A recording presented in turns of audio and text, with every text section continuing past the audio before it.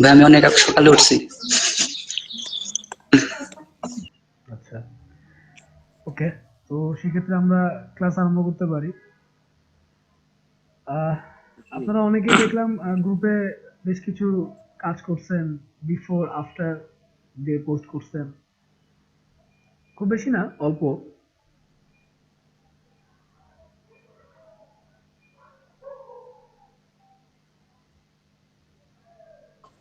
ভাইয়া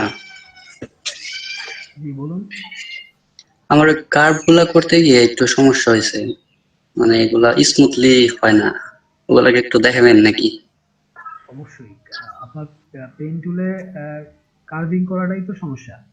হুম, ওইটা ধীরে ধীরে ধীরে ধীরে ধীরে আপনি যত প্র্যাকটিস করবেন আপনার হাতে তত বেশি ইজি হবে। অবশ্যই আমরা যাবো, ওদিকে যাব, আমাদের ক্লাস রেগুলার চলবে। আচ্ছা। কাজ আমি করতে তো ভাই আমি তো কিছু ছবির কোনো পার্থক্যই খুঁজে পাইনি। মানে কেউ বিফোর আফটারে আমাদের যে ইনবক্সে কিছু গ্রুপ আছে, মানে ফেসবুকে যে গ্রুপ বা হচ্ছে আপনার মেসেঞ্জার গ্রুপ, অনেকে বিফোর আফটার ছবি দিয়েছে।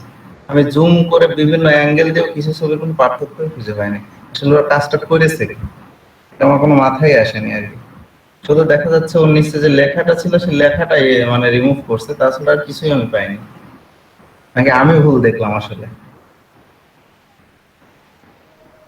এমন আপনার হয়েছে কিনা, কোন ছবিতে আপনি পেয়েছেন কিনা যে কোনো পরিবর্তনই নাই, শুধু বিফোর আফটার লেখা? না, আমি সেটাই দেখতেছি। আপনি বলার পরে আমি ছবিগুলো খুব সূক্ষ্মভাবে খেয়াল করার চেষ্টা করলাম। আমি অনেকগুলো কোনো পরিবর্তনই পাইনি আর কি। আমি খুব ভালোভাবে খেয়াল করছি যে কি বিফোর আফটার, নাকি আমি ভুল দেখছি না সে ঠিক করেছে, মানে আমার মাথার উপর দিয়ে গেছে পুরো গতকাল কয়েকটা ছবি দেখার পর। আচ্ছা, আমিও একটু আশ্চর্য হলাম, কারণ আমি তো অ্যাকচুয়ালি ছবিতে ক্লিক করে ছবি পুরোটা দেখি নাই। আমি দেখছি যে আপনারা কাজ করছেন, ওকে ফাইন, গুড। কিন্তু এটা ঠিক না। এটা আসলে নিজের সাথে নিজের বোকামি। কেউ ভাই পেন টুলের কাজ করে না, জাস্ট ওটা ওই অটো ট্রেস করে তারপরে হুম, ওর হুম, উপরে। হুম। এই কাজটা আপনারা কেউ ভুলেও করবেন না। ট্রেস করবেন কখন? যখন আপনি কোনো জিনিস স্কেচ করলেন খাতাতে।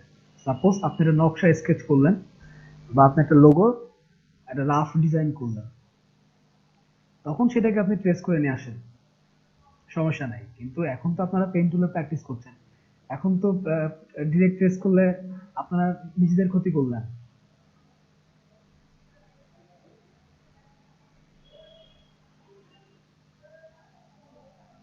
তাই নয় কি?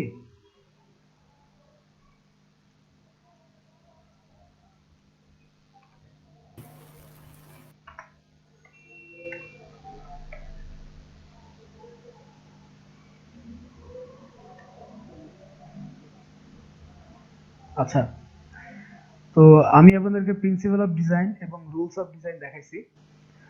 তো এই রুলস অফ ডিজাইনের ভিতরে দুইটা ইম্পর্টেন্ট জিনিস আছে, যেটা খুবই ইম্পর্টেন্ট যে কোনো ডিজাইন করতে গেলে। সেটা হচ্ছে রুলস অফ থার্ড এবং গোল্ডেন রেশিও। এই দুটোর ভিতরে রুলস অফ থার্ডটা খুবই ইম্পর্টেন্ট যে কোনো ডিজাইন করতে গেলে। আপনি পোস্টার ডিজাইন করেন, আপনি ফুড মেনু করেন, আপনি কোনো পোস্টার ডিজাইন করেন, আপনি কোনো প্যাকেজিং করেন, আপনি যেটাই করতে যান না কেন, রুলস অফ থার্ডটা খুবই ইম্পর্টেন্ট।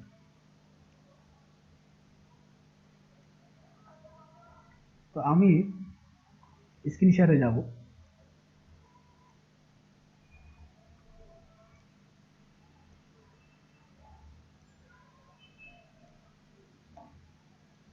স্ক্রিন শেয়ারে যাওয়ার আগে আমি আপনাদের কিছু ইমেজ দেখাই। রুলস অফ থার্ডের কিছু ইমেজ দেখেন, এখানে দেখা যাচ্ছে কিছু বক্স। ভাই গতকালে যে ক্লাসটা হয়েছিল ওই ক্লাসটার ভিডিও পাওয়া যাবে? অবশ্যই পাওয়া যাবে।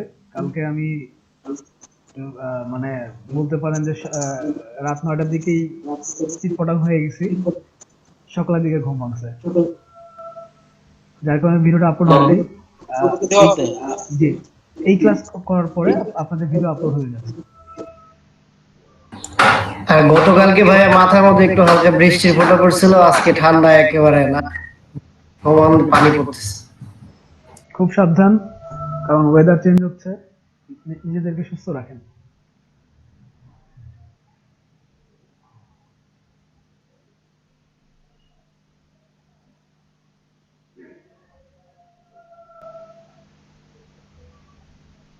কিছু ছবি দেখা যাচ্ছে এখানে, একটু দেখেন আপনারা, এটা দেখেন।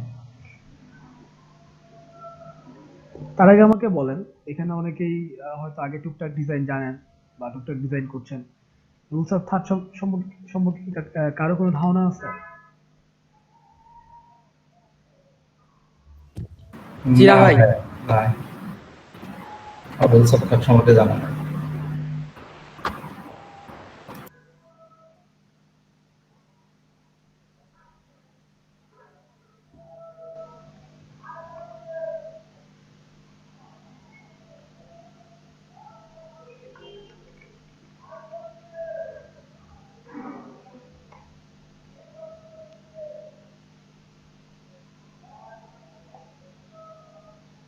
আমি ফটোগ্রাফি দিয়েই বুঝাই, একই কথা।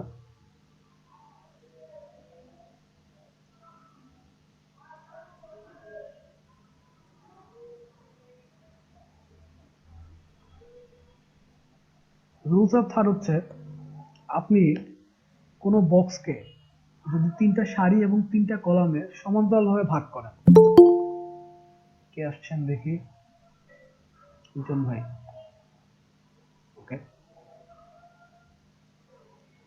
সাপোজ আপনি যে ছবিটা দেখতে পাচ্ছেন, এটাকে একটা বক্স কল্পনা করেন। আপনি যদি এইটাকে পুরো একটা বক্স কল্পনা করেন, তাহলে দেখেন এটা হচ্ছে প্রথম হরিজন্টাল লাইন, এটা সেকেন্ড হরিজন্টাল লাইন, এটা থার্ড হরিজন্টাল লাইন। তার মানে বাম থেকে ডানে তিনটা তিনটা লাইন, 3টা ভাগ হলো, আবার উপর থেকে কলাম আকারে 3টা ভাগ হলো,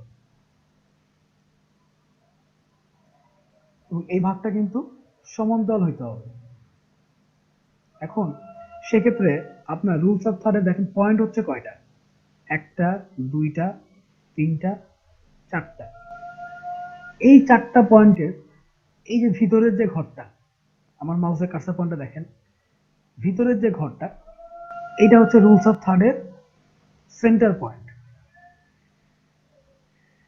এখন আপনি আপনার ফটোগ্রাফিতে বা ডিজাইনে যে সাবজেক্ট, যে টপিক বা যে কপি ইউজ করবেন, যে ফন্ট ইউজ করবেন, যে লেখা ইউজ করবেন, সেই লেখাগুলা রুলস অফ থার্ড মেনটেন করে করবেন।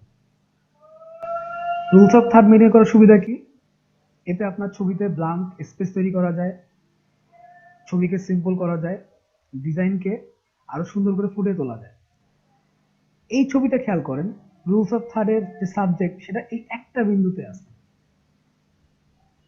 তার মানে কি দাঁড়াচ্ছে? আপনার এটা সেন্টার পয়েন্ট, এই সেন্টার পয়েন্টে যে 4টা বিন্দু আছে, এই একটা বিন্দু, 1 2 3 4। এখন আপনার সাবজেক্ট এই 2টা বিন্দুকে কেন্দ্র করে হতে পারে, অথবা এই একটা বিন্দুকে কেন্দ্র করে হতে পারে, অথবা এই ঘরের ভিতরে থাকতে পারে, এই একটা বিন্দু, অথবা এই 2টা বিন্দুকে কেন্দ্র করে হতে পারে। যদি আপনি লেফট সাইডে সাবজেক্ট রাখেন, তাহলে সেই 2টা সাবজেক্টকে, এই 2টা বিন্দুকে কেন্দ্র করে হতে পারে, একটা বিন্দুকে কেন্দ্র করে হতে পারে। যদি আপনি রাইট সাইডে রাখেন, তাহলে এই 2টা ঘরকে কেন্দ্র করে হতে পারে। আপনারা এই ফটোগ্রাফিটা দেখেন, জাস্ট একটা বিন্দুতে তার সাবজেক্টে আছে।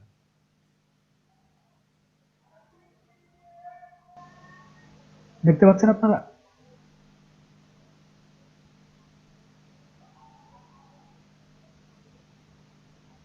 এটাই জি ভাই, হচ্ছে দেখতে এটাই হচ্ছে রুলস অফ থার্ড। এই বক্সটা খেয়াল করুন, দেখেন 4টা বিন্দু দেওয়া আছে। এই 4টা বিন্দুই হচ্ছে আপনার রুলস অফ থার্ডের পয়েন্ট, যে পয়েন্টগুলোতে আপনার সাবজেক্ট থাকবে, ভিতরে থাকতে পারে, অথবা 4টা রাকিব বিন্দুকে। ভাই, জি এই চারটা এই এই মিডল বরাবর এখানে কি আমাদের সাবজেক্ট থাকবে নাকি? জি জি আচ্ছা আচ্ছা, ঠিক আছে। আমি আপনাদের সাবজেক্টটা কোথায় থাকবে সেটা নিয়ে আলোচনা করা। দেখেন 4টা বিন্দুর মাঝখানে যে ঘরটা, আপনার মেইন সাবজেক্টের মাঝখানে ঘরে থাকতে পারে, অথবা এই 4টা বিন্দুকে যে কোনো 4টা বিন্দুতে থাকতে পারে। সেক্ষেত্রে আবার আপনার সাবজেক্ট এই 2টা বিন্দুকে লেফট, আপনি যদি লেফটের চিন্তা করেন, লেফট অ্যালাইনমেন্টে চিন্তা করেন, তাহলে এই 2টা বিন্দুকে কেন্দ্র করে থাকতে পারে। যদি রাইট অ্যালাইনমেন্টে চিন্তা করেন, তাহলে এই 2টা বিন্দুকে কেন্দ্র করে থাকতে পারে। এবং আপনি যদি চিন্তা করেন যে না, আপনার সাবজেক্টকে আপনি একদম মাঝখানে রাখবেন, তাহলে মাঝখানে ঘরে থাকবে। এখন দেখেন এই ছবিটাকে খেয়াল করেন, এটা কি রুলস অফ থার্ড মেনটেন করেছে? করেছে।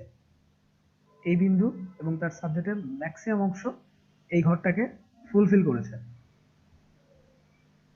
এই যে দেখেন, আমি যখন বলেছিলাম এই দুইটা বিন্দুকে সে কেন্দ্র করে, দেখেন তার চোখ, নাক, ঠোঁট একটা নির্দিষ্ট ঘরে, এবং দেখেন এই জায়গাটুকু টোটালটাই ফাঁকা।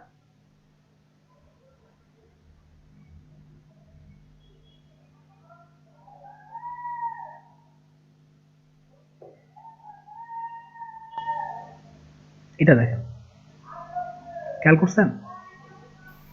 রুলস অফ থার্ড মেনটেন করলে আপনার প্রচুর প্রচুর জায়গা বের হয়ে আসে ডিজাইন করার জন্য। এটা দেখেন, আমি যদি এটাকে ভাগ করি, উপর থেকে একটা লাইন, দুইটা লাইন, একটা লাইন, দুইটা লাইন, সেক্ষেত্রে সে ঘরের উপরের পোর্শনে রুলস অফ থার্ড মেনটেন করেছে, মেইন ফোকাসের উপরের পোর্শনে।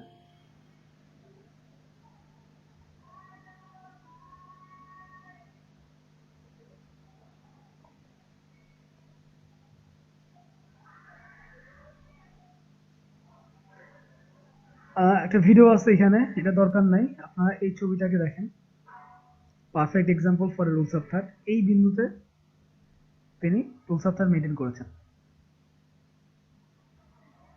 এটা দেখেন, সাবজেক্ট মেইন ঘরে, সাবজেক্ট কখনো পা হইতে পারে না, অবশ্যই ফেসিয়াল।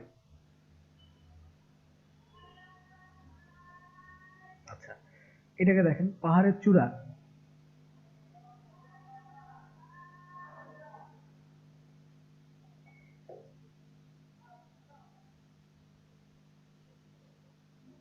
এটাকে দেখেন,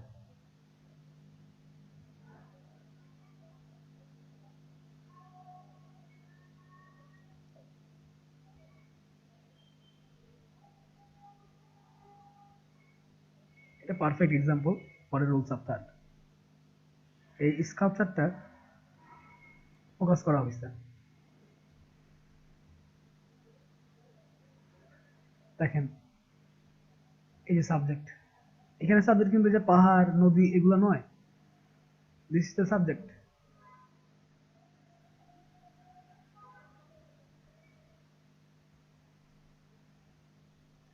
এইখানে সাবজেক্ট হচ্ছে আপনার দূর, মানে বিশালতা বোঝানোর জন্য, অনেক দূরে কিছু একটা আছে বা কোনো সীমা নাই, সেই জিনিসটা বোঝানোর জন্য কিন্তু দেখেন, এটাকে লাইন কম্পোজিশনও বলে।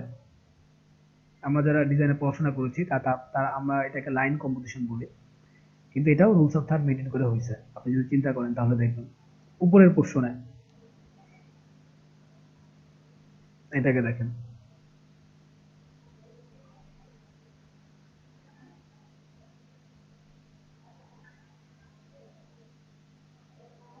এই ছবিটা খেয়াল করেন,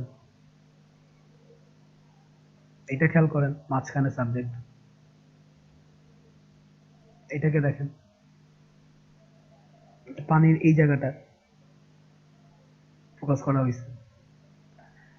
আমরা কিছু রুলস অফ থার্ডের ডিজাইন দেখব,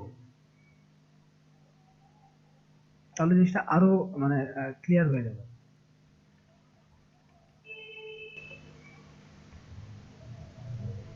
আমরা কিছু মুভি পোস্টার দেখে আসি যেগুলা রুলস অফ থার্ড মেনে কাজ করেছে।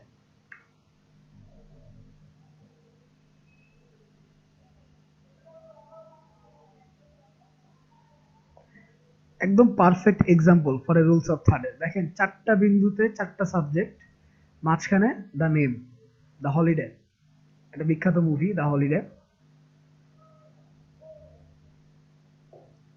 খেয়াল করছেন? দেখেন,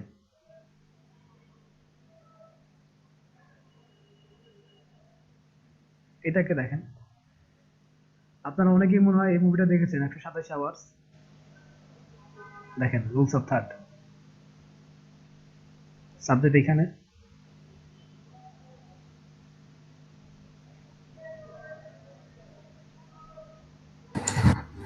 আচ্ছা ভাইয়া, মানে সাবজেক্টটা যদি মানে যেটা ফোকাস করা সেটাই অবশ্য মেন, মানে মূল কেন্দ্রবিন্দুতে রাখতে হবে, তাই তো?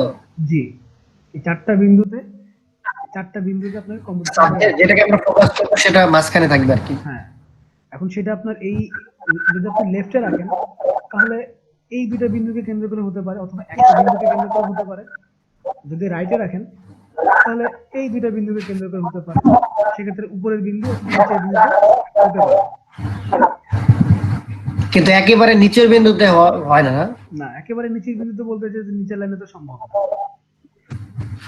নিচের বিন্দু বলতে আমরা এই দুইটা বিন্দুকে বুঝবো, এই বিন্দু এবং এই বিন্দুকে। জি, আমি ওটাই মিন করছি। এটা দেখেন, আচ্ছা, এটা কিন্তু দ্য ব্রেডি বাঞ্চ।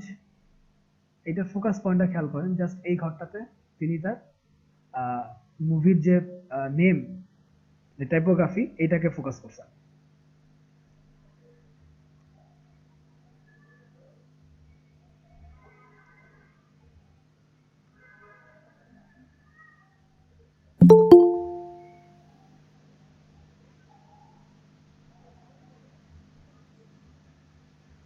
এটা দেখেন, দেখেন সে লেফট অ্যালাইনমেন্টে ওই দুইটা বিন্দুকে সে সংযোগ করেছে।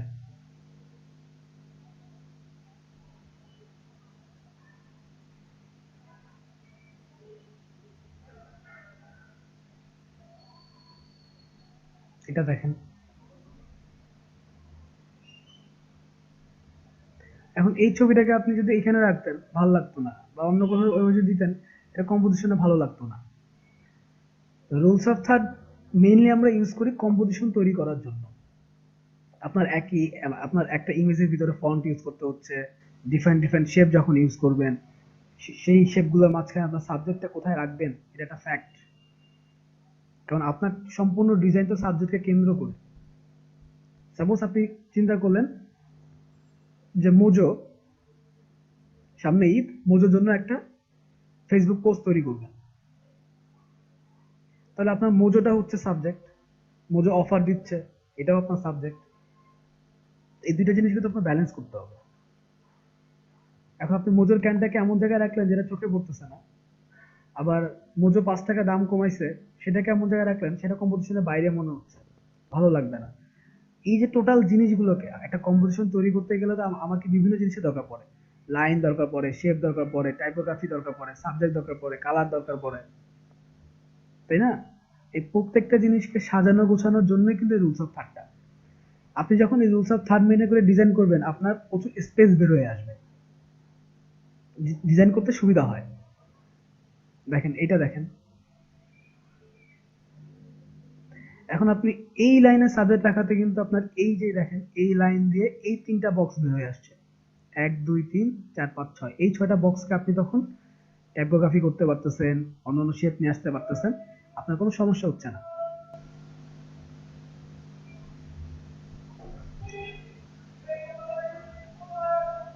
দেখেন,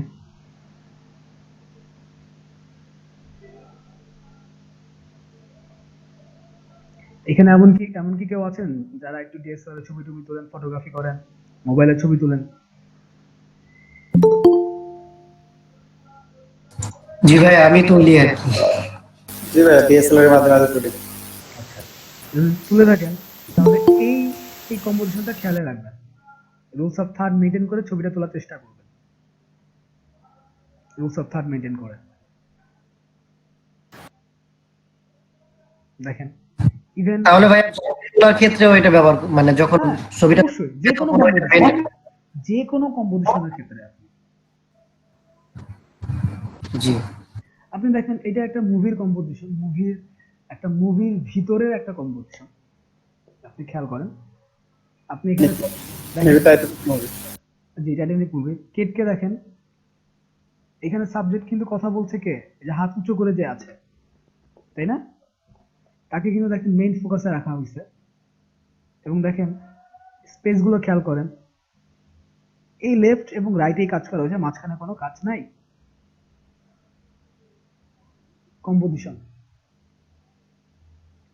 আপনি জোকারের এটাকে খেয়াল করেন, দেখেন জোকারকে এই অ্যালাইনমেন্টে বসানো হয়েছে, বাদ বাকি সবকিছু এখানে ফাঁকা।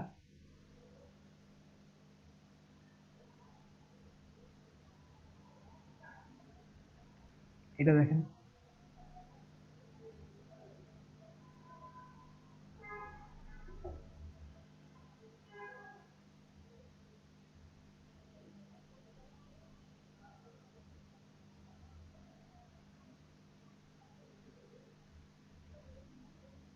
দেখেন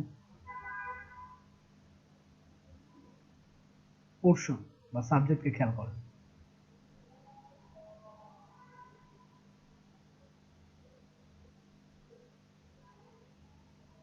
দেখেন এই বিন্দু, এই বিন্দু দুইটাকে খেয়াল করেন, পুরো সাবজেক্টকে কিন্তু সে ক্যাচ করেছে।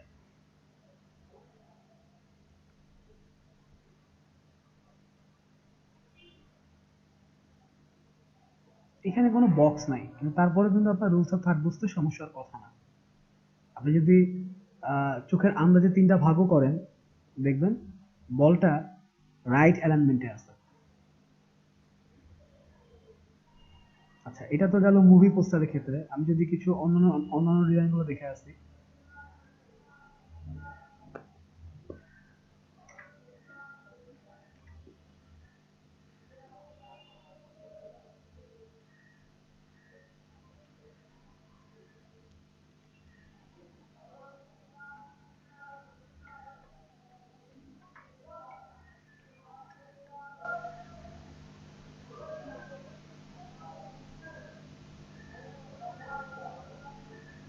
একই জিনিস আসতেছে। আচ্ছা, এটাকে দেখি।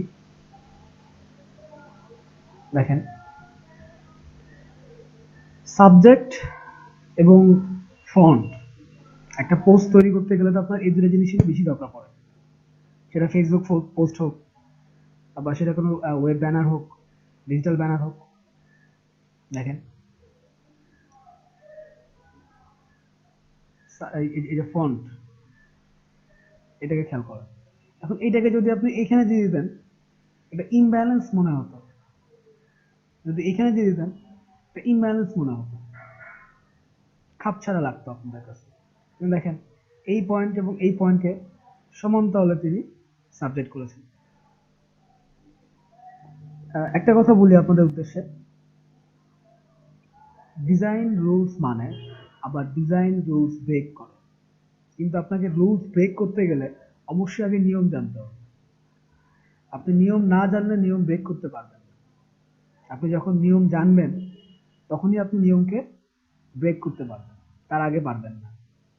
তার আগে যেটা করবেন সেটা সেটা হবে আসলে দূষিত বা দূষণ করা।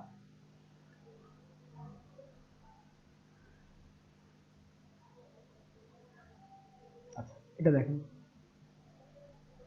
Discount madness, everything 20% off, simple design.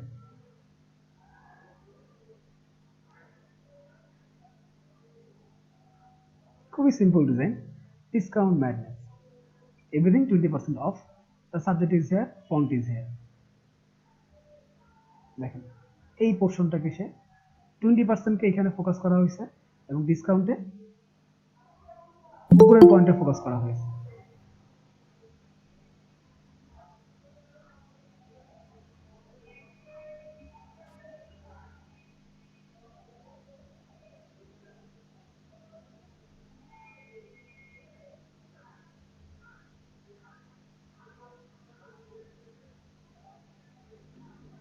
এটা একটা website page design. This is the website page design. আপনি যে ডিজাইনই করেন না কেন, সেখানে রুলস অফ থার্ড মেনে কাজ করা যায়। দেখেন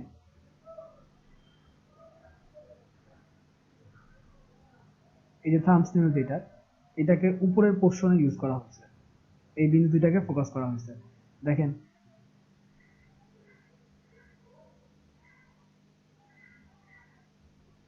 আরো দেখি। আচ্ছা, আমি আপনাদের একটা কথা বলে থাকি, সেটা হচ্ছে যে রাত জাগা এবং রাতে প্রচুর ডিজাইন দেখা। অলরেডি আমি আপনাদেরকে কিছু সাইডের কথা বলেছি, ড্রিবল, বিহ্যান্স, কেডি ব্লক, 99 ডিজাইন। এই জিনিসগুলো কি ক্লুদিকে আপনার অ্যাকাউন্ট করেছেন? জি ভাই, আমি বিহেন্স আর হলো 1990 ডিজাইনে করেছি। বাদ বাকিদের? ভাই শুধু 99 ডিজাইনসে শুধু আমার অ্যাকাউন্ট খোলা হয়েছে গতকালকে, আপনি যখন খুলতেছিলেন তখনই খুলে ফেলছিলাম, আর কোনটাই খোলা হয় নাই। আচ্ছা, দেখেন অ্যাকাউন্ট করা তো খুব ইজি। এগুলো তো জি। মার্কেট প্লেস না যে আপনাকে অনেক কিছু দিয়ে অ্যাকাউন্ট করতে হবে। এখানে শুধু জাস্ট ইমেল আইডি দিয়ে আপনি অ্যাকাউন্ট করবেন। অ্যাকাউন্ট না করেও আপনি Behance এ ঢুকতে পারবেন, কিন্তু অ্যাকাউন্ট করা তো উচিত। Behance খুবই ইম্পর্টেন্ট, কারণ Behance হচ্ছে অ্যাডোবের পোর্টফোলিও সাইট। আপনারা যে কাজগুলো করবেন সেই কাজগুলো Behance এ আপলোড করতে হবে। জিভেল এটাও পোর্টফোলিও সাইট।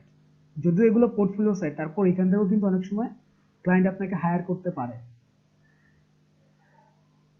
কারণ ক্লায়েন্ট কিন্তু এক জায়গায় ঘোরে না। ক্লায়েন্টের যখন ভালো ডিজাইনের দরকার পড়ে তখন সে বিভিন্ন সাইটে যেয়ে ভালো ডিজাইনার খুঁজে। হুম, তো ক্লায়েন্ট তখন আপনার পোর্টফোলিও দেখবে। তো এটার জন্য Behance এবং জিভেলে আপনারা অ্যাকাউন্ট করবেন। আর 99 ডিজাইনে অ্যাকাউন্ট করতে বলেছি এই জন্য যে ওখানে আমরা টুকটাক ডিজাইন শেখার পরে কিছু কিছু কম্পিটিশনে ঢুকবো। এটার জন্য Pinterest অ্যাকাউন্ট করা আছে সবার? আগে ছিল ভাইয়া, কিন্তু আমি নতুন করে খুলতে চাচ্ছি আর কি, মানে নতুন করে সবগুলো খুলবো আর কি। আগে হ্যাঁ, ভুল হয়েছিল, জিমেল দিয়ে খুলছিলাম সবগুলো আর কি। তো আপনি যদি বলছেন আলাদাভাবে, তো আমি আলাদাভাবে জিমেল ক্রিয়েট করে তারপরে আবার নতুন করে ক্রিয়েট করছি। আজকে গতকালে কয়েকটা করছি, আজকে করছি। তো মানে অ্যাকাউন্টটা করা হয়েছে, 3টা করা হয়েছে আচ্ছা। আর করে ফেলবো আজকে। এগুলো করানোর উদ্দেশ্য হচ্ছে আপনারা এগুলোর ভিতরে যাবেন এবং প্রচুর পরিমাণে অন্যের করা ডিজাইন দেখবেন। তাতে করে আপনাদের সুবিধা কি? সুবিধা হচ্ছে আপনাদের ডিজাইন কনসেপ্ট বাড়বে। ভালো ডিজাইন দেখলে নিজেদের ভিতরে ডিজাইন কনসেপ্ট বাড়বে। ডিজাইনের অ্যাকাউন্ট কেমনে খোলা এটা? একই সিস্টেম, ওখানে লগ ইন করতে গেলে আপনার অ্যাকাউন্ট আছে কিনা চাইবে, তখন আপনি ক্রিয়েট অ্যান অ্যাকাউন্টে ক্রিয়েট করবেন। কালকে আমি দেখাইছি 99 ডিজাইনে কিভাবে অ্যাকাউন্ট করা যায়। তারপরেও আমি আপনাদেরকে আবার দেখাবো, সমস্যা নেই। আর কোনটা অ্যাকাউন্ট খুলতে হবে? আর কোনটা? 99 ডিজাইন, জিভেল, Behance, Pinterest, ক্রিয়েটিভ ব্লক। জি,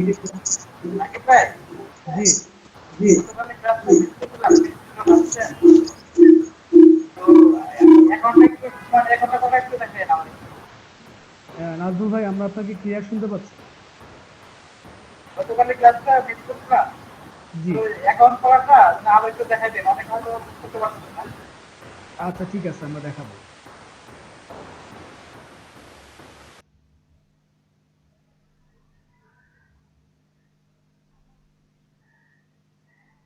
খেয়াল করেন, এটাও একটা ওয়েবসাইট ডিজাইন, দেখতে পাচ্ছেন? 3টা বক্স করা হয়েছে। এই এই পয়েন্টে সাবজেক্ট ঘড়ি,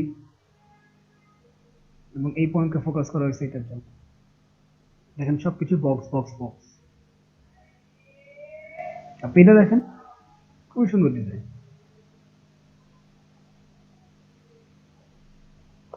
আপনি নিজেই চিন্তা করেন, একটা বক্স, 2টা বক্স, একটা বক্স, 2টা বক্স, তাহলে বুঝতে পারবেন যে আপনার এই সাবজেক্টটাকে এই পয়েন্টেই রাখা হয়েছে। এই স্মল হলিডে কার্ড এটাকে সাবজেক্ট করা হয়েছে আবার এই পয়েন্টে, এবং উপরের পয়েন্টগুলোতে দেখেন ইজ দ্যাট টাইম ক্লকওয়ার্ক। এতগুলো জিনিস বসানোর পরেও দেখেন আপনার কিন্তু ফাঁকা স্পেসের কোনো অভাব নাই। এই ফাঁকা স্পেস গুলোই হচ্ছে আপনার ডিজাইনকে সুন্দর করে। আমার মনে হয় যে এরপরে আর রুলস অফ থার্ড নিয়ে আপনাদের কোনো সমস্যা হওয়ার কথা না। কিন্তু আপনারা খুব ইজিলি বুঝে ফেলছেন, কিন্তু আমাদের রুলস অফ থার্ড বুঝতে অনেক সময় লেগে গিয়েছে এবং অনেক পরিশ্রমও করতে হয়েছে। দেখেন রুলস অফ থার্ড। রাকিব ভাই, জি, রুলস অফ থার্ড এর মানে এটা কাজটা কি, এটা কি শুধু স্পেস তৈরি করা, মানে ব্ল্যাঙ্ক স্পেস তৈরি করা বা এরকম No, কিছু? এটা হচ্ছে কম্পোজিশন। একটা টোটাল আমার মনে হয় ছবি হোক, সেটা টোটাল আপনি যে ডিজাইনই করেন না কেন, টোটাল ছবি হইতে পারে, টোটাল পোস্ট হইতে পারে, টোটাল প্রেস অ্যাড হইতে পারে, একটা ফেসবুক ওয়াল হইতে পারে। আপনি যে ডিজাইনই করেন না কেন, প্রত্যেকটা ডিজাইনের এক একটা কম্পোজিশন। তো জি জি। সেই কম্পোজিশনটা আপনি রুলস অফ থার্ড মেনে যদি করেন, তাহলে আপনার কম্পোজিশনটা করতে সুবিধা হয় এবং কম্পোজিশন ব্যালেন্স ক্রিয়েট করে। জি আচ্ছা, দেখেন ঠিক আছে। এখানে এই মাছরাঙা পাখিটাকে এই লেফট অ্যালাইনমেন্টে রাখার কারণে আপনার কিন্তু অন্যান্য যে সমস্ত লেখাগুলো দরকার সেগুলো কিন্তু আপনি এই পাশটাতে, এই বক্সটা আপনার জন্য উন্মুক্ত হয়ে যাচ্ছে। খেয়াল করেন।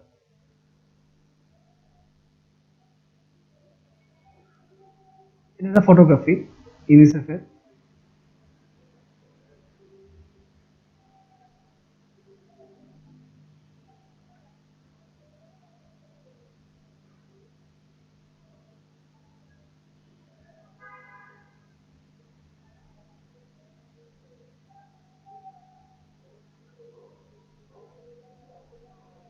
বলতে পারেন যে ভাই এই ছবিতে রুলস অফ থার্ড কোথায়?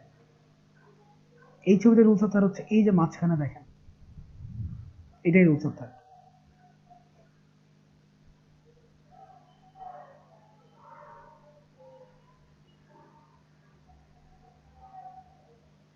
এটাকে দেখেন,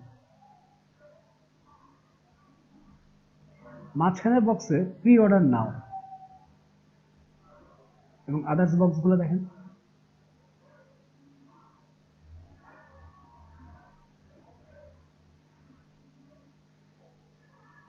এই ডিজাইনটাকেই দেখেন।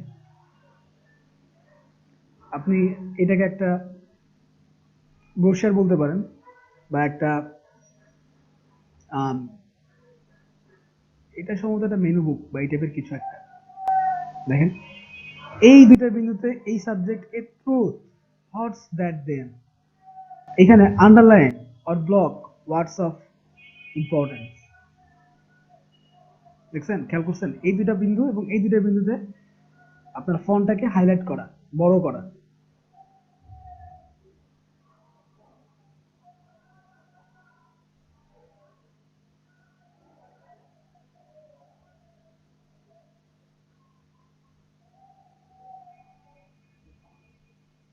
এটা দেখেন টরন্টো ফ্যাশন উইক, ওদের একটা সম্ভবত ম্যাগাজিনের কোন একটা পোস্ট বা ম্যাগাজিন কভার হইতে পারে,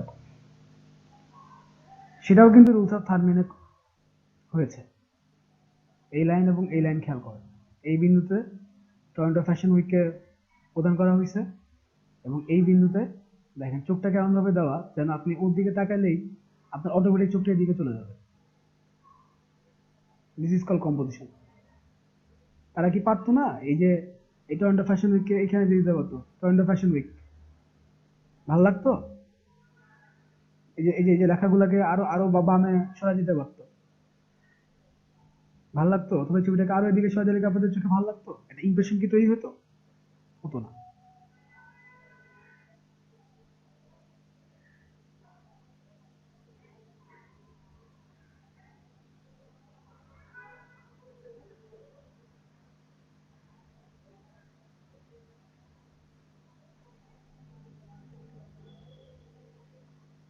আচ্ছা, আমরা কিছু ওয়েবসাইট অ্যাড দেখে আসি যেগুলোতে কিভাবে রুলস অফ থার্ড মেনটেন করে। আমি যদি প্রথম আলোতে যাই,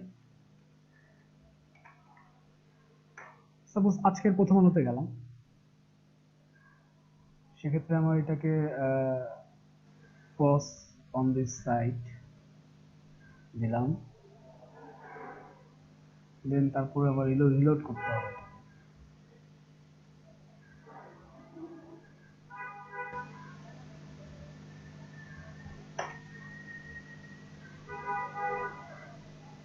যদি অ্যাডগুলা আমরা দেখি তাহলে বুঝতে পারবো।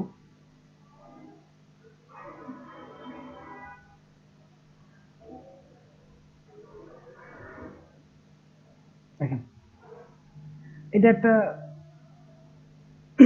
ওয়েব অ্যাড, দেখেন কই গেল, চলে গেছে। এগুলো ওয়েব ব্যানার অ্যাড বা পপ আপ অ্যাড বলি আমরা এগুলাকে। এখানে আপনার রুলস অফ থার্ড বের করার কোনো ওয়ে নাই, কারণ এটা সাইজে হচ্ছে এতটুকু। এটা 1 ইঞ্চি বাই 5 1 2 3 1 ইঞ্চি বাই 6 ইঞ্চি।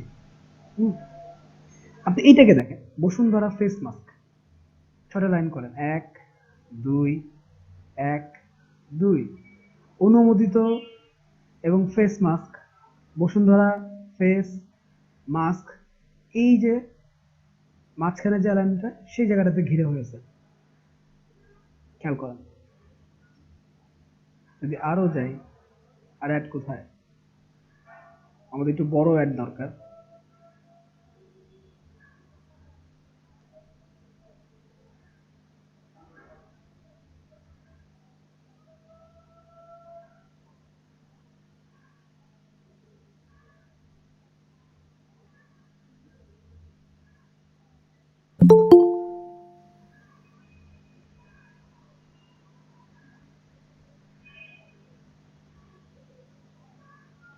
ইদানিং প্রথম লোকে অ্যাড পাচ্ছে না।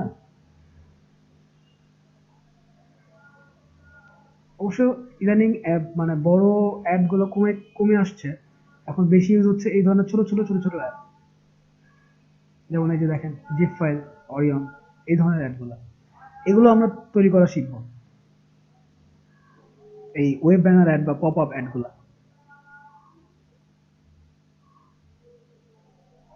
আচ্ছা, তো সেক্ষেত্রে আমার মনে হয় প্রথম আলোতে গেলে আমরা কিছু অ্যাড দেখতে পারবো।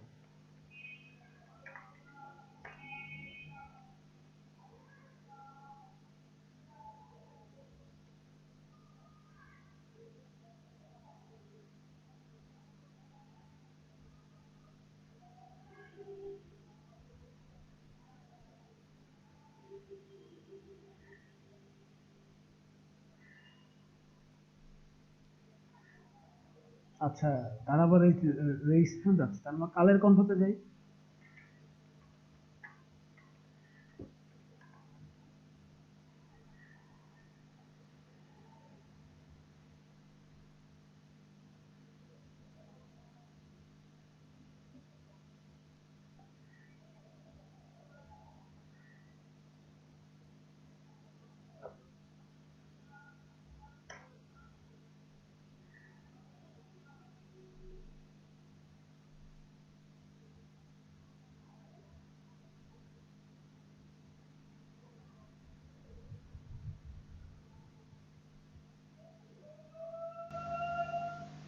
একটা আসছে এখানে, দেখা যাক।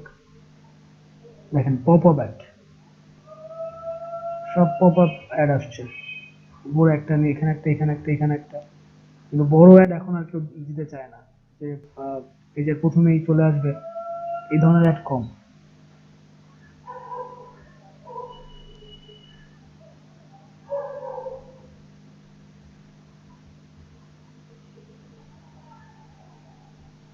সব পপ আপ অ্যাড।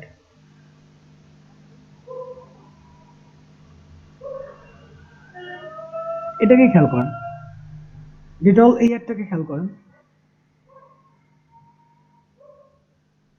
এই সাবজেক্টটাকে এই বিন্দুতে রাখা হয়েছে এবং এই বিন্দুতে ডেটল, এই পোর্শনটা, এই ঘরটা এবং এখানে এই দুইটা ঘরকে ফোকাস করা হয়েছে।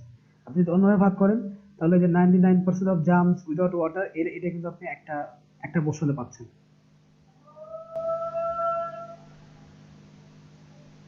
এরকম একটা আর আছে নাই। যদি আমরা অন্যভাবে সার্চ দিয়ে দেখি, বিডি প্রেস অ্যাড,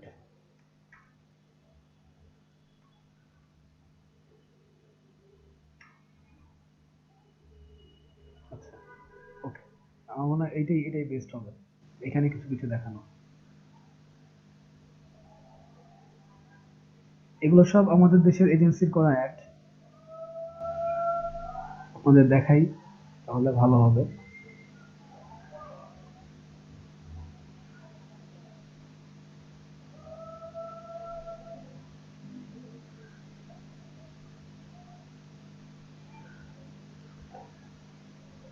দেখেন, আপনি ছোট ভাগে ভাগ করেন, 1 2 1 2, দেখেন মিল্ক, এখানে যে দুইটা পোর্শন, সেই সেই সেই পোর্শনকে ইউজ করা হয়েছে, এবং এই উপরের পোর্শনে মিল্কের এই কোণাটা গেছে, নিচের পোর্শনে এটা আসছে, মাঝখানটুকু পুরো ফাঁকা। আবার এই পোর্শনে খেয়াল করেন এইখান থেকে আসছে, তাতে করে কি হচ্ছে, একটা কম্পোজিশন তৈরি হচ্ছে। যদি এইটাকে দেখি, দেখেন 1 2 1 2, এটা টোটালি মাঝখানের পোর্শনটুকুকে ঘিরে সে তৈরি হয়েছে, সেন্টার অ্যালাইনমেন্ট কম্পোজিশন। পানি গুলো এরকমই হয়, কারণ পানি গুলোকে তো বোতল হাইলাইট করতে হয়। এটাকে দেখেন, ভাগ করেন 1 2 1 2, রাইটের দুইটা পোর্শন, লেফটের দুইটা পোর্শনকে নিয়ে তার কম্পোজিশন তৈরি হয়েছে। দেখেন মাঝখানে কিছু নাই, এদিকে কিছু নাই, কোথাও কিছু নাই, সিম্পল, খুবই ইজি।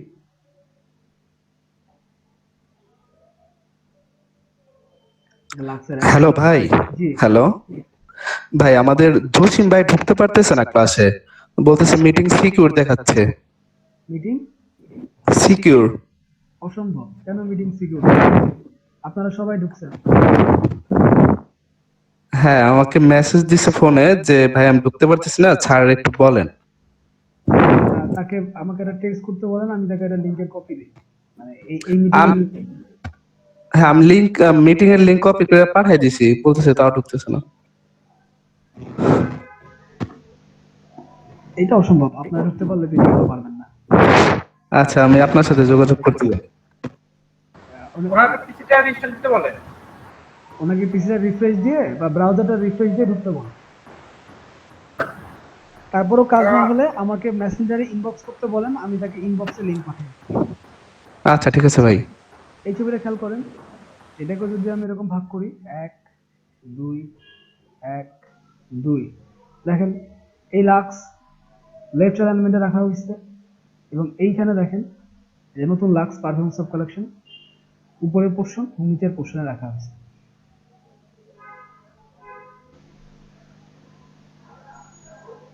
লাক্সের অনেক এক। এটাকে দেখেন, দেখেন খুব অনেক কিছু কি আছে, একটা ডিজাইন করতে গেলে অনেক কিছু লাগে।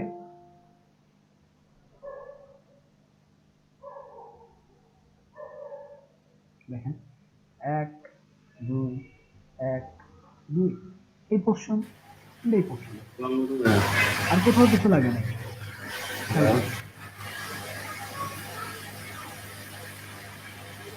এখন এই ডিজাইনটা কিভাবে সম্ভব হচ্ছে? আপনারা বলে কি করতেন যে হাই হাই আমি করব কি করব কি করব, এটা একটা কনসেপ্ট, এটা একটা ভাবনা, তাই না? হেলমেট কি করে? হেলমেট আমাদেরকে বল থেকে রক্ষা করে। আবার ইউনিয়ন ব্যাংক কি বলতেছে যে ইউনিয়ন ব্যাংকে আপনি টাকা জমা রাখলে সেটা নিরাপদ। তো এই নিরাপদ বোঝানোর জন্য সেটা মাটির ব্যাংক হেলমেটের ভিতরে রাখছে, রেখে বোঝানোর চেষ্টা করছে যে না, হেলমেট যেরকম বল থেকে আপনাকে রক্ষা করে, ঠিক এমনি আমাদের ব্যাংকও আপনার টাকা পয়সা এই একই রকম ভাবে রক্ষা করে। এই জিনিসটা তো ভাবতে হয়েছে। এই যে এজেন্সি কি করে, এজেন্সি যখন কোনো কাজ পায় তখন তার টিম থাকে, তখন তারা ব্রেইন স্টর্মিং করে, 4 দিন 5 দিন 6 দিন ব্রেইন স্টর্মিং করে, দিন একটা প্রেসার তৈরি করে।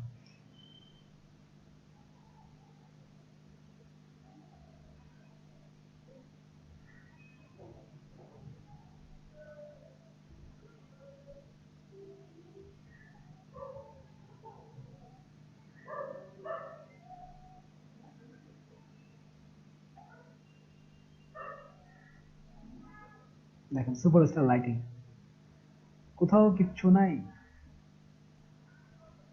নিচের পোর্শন উপরের পোর্শন, এখানে সাবজেক্ট। এটা দেখেন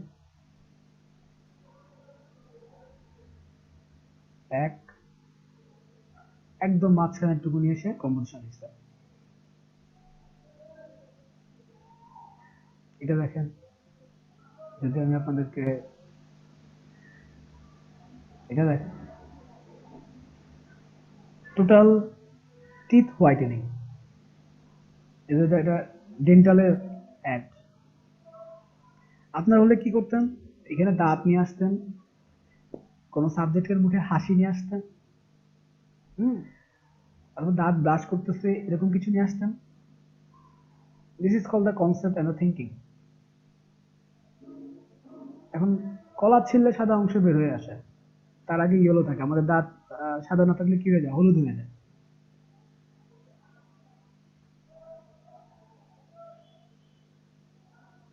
এটা কিসের একটা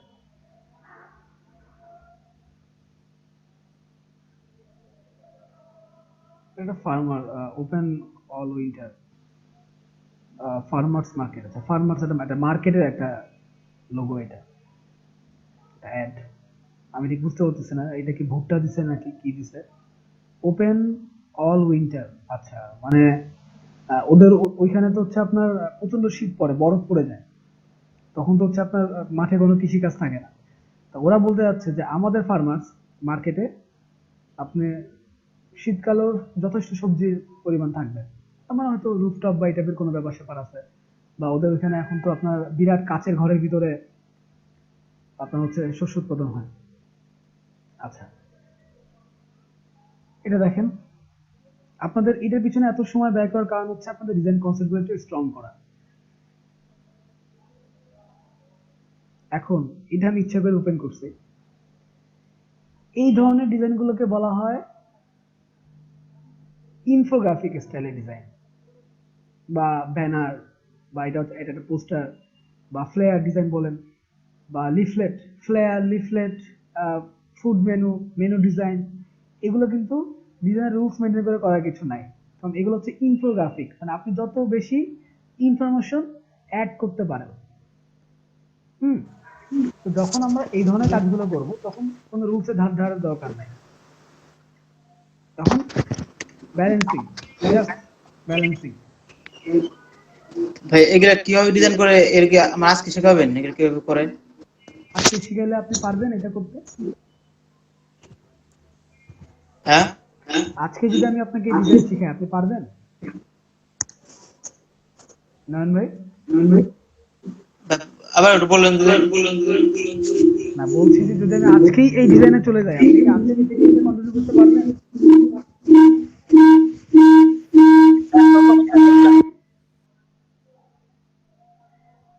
নয়ন ভাই, সবকিছু একটা প্রসেস আছে। ধরেন সবকিছু সিঁড়ি ভেঙে ভেঙে ভেঙে ভেঙে করতে হয়। আমি যদি মাঝখান থেকে দুইটা সিঁড়ি ভেঙে 5 নম্বর সিঁড়িতে যাই, তাহলে মাঝখানে 3টে সিঁড়ি আমার গ্যাপ থাকবে। আপনি একবার উপরে চলে গেলে নিচের সিঁড়ির গ্যাপ পূরণ করতে পারবেন না। যার কারণে আমাদেরকে 1 2 3 4 5 6 7 পড়াশোনা করে ক্লাস 8-এ যায় পরীক্ষা দিতে হয়, বা ক্লাস 10-এ যায় পরীক্ষা দিতে হয়। তো আমি আপনাকে বলেছি আমি শুরুই করেছি লোগো এবং কর্পোরেট আইডেন্টিটি দিয়ে, ইলাস্ট্রেটর দিয়ে। After 10 class will go to Photoshop. আচ্ছা, এটা গেল রুলস অফ থার্ডের ব্যাপার। আরেকটা জিনিস আছে যেটা আমি খুব অল্প একটু বোঝাবো, সেটা খুবই টাফ জিনিস। এই টাফ জিনিসের ডিজাইন করা আমি জাস্ট আপনাদের একটা ধারণা দিব। আপনারা এটা আমি আমি এখন পর্যন্ত অভ্যস্ত না। এটা খুব টাফ একটা ডিজাইন, খুব টাফ ডিজাইন কনসেপ্ট। জি ভাই, গোল্ডেন রেশিও অনেক সময় লাগে শিখতে, প্রায় অনেকে 2 বছর লেগে যায় পুরোপুরি বুঝতে। তো আমরা এখনো বুঝে উঠতে পারিনি। আহ, এখনো আমরা এটা নিয়ে নাড়াচাড়া করি, এখনো অনেক কিছু বোঝার চেষ্টা করি। আমি আহ, একটা বক্সকে, আমি আপনাদেরকে যেটা বলবো, একটা বক্সকে যদি আপনারা 3টা ভাগে ভাগ করেন, যে কোনো বক্সকে 3 ভাগে ভাগ করেন, আপনারা খাতা কলম নেন, যে কোনো একটা বক্স করেন, 3 ভাগে ভাগ করেন, উলম্ব ভাবে 3 ভাগে ভাগ, তার মানে হচ্ছে উপর থেকে নিচে কলাম কলাম ওয়াইজ 3 ভাগে ভাগ করলেন। কলাম ওয়াইজ 3 ভাগে ভাগ করার পরে আপনি ফার্স্ট কলামের নিচ থেকে, তাহলে এইখানে একটা দাগ আছে, এই সেকেন্ড দাগের এই মাথাকে সে স্পর্শ করবে। খেয়াল করেন, তাহলে আমি এইখান থেকে যদি নিয়ে যাই সেকেন্ড কলামের উপরের পয়েন্টকে সে স্পর্শ করবে, দেন এটা ঘুরে এসে এইখানে মিলবে। তাহলে আপনার, আমি যদি এখানে একটা ঘর, আবার যদি এখানে আরেকটা ঘর এভাবে নেই, একটা, দুইটা, তাহলে দেখেন আমার ঘর হচ্ছে কয়টা, 1 2 3 4 5 6 7 8 9, তাই না? ধরেন আপনি রুলস অফ থার্ডে যে 6টা ঘর থাকে, সেই 6টা ঘরে আপনি এই বক্সটা তৈরি করবেন, এই রাউন্ড শেপটা তৈরি করবেন। এই ঘর হলো এখান থেকে এখানে ঢুকলো, তাহলে আমি ঘর পাচ্ছি কোনটা, এইটা, এই একটা ঘর, এই একটা ঘর, উপরে একটা ঘর। এখন এই যে ঘরটা, এই যে বিন্দুটা, এই বিন্দুটা হচ্ছে আপনার subject point, main subject point. এখন এই ড্রয়িংটা আপনার লেফট সাইড থেকেও হতে পারে, আবার রাইট সাইড থেকেও হতে পারে, আবার উপরের পোর্শন থেকে এভাবে ঘুরেও হতে পারে। আপনি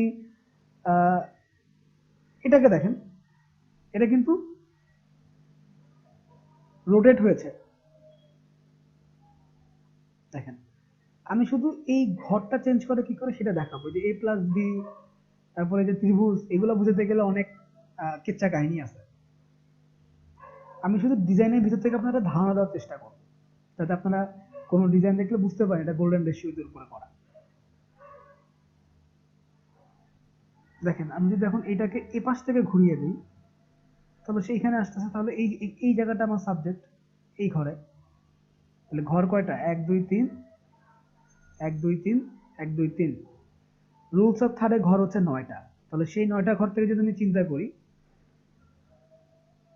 সেকেন্ড যে রো, সেই রো এর উপরে মাথায় স্পর্শ করবে, তার নিচের যে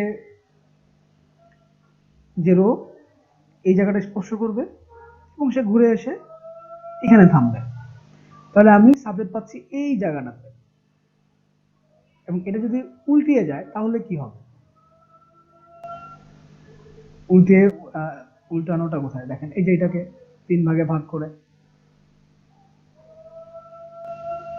যদি আরো উল্টিয়ে যাওয়া দেখি, এই যে এটাকে দেখেন, এই যে উল্টিয়ে গিয়েছে।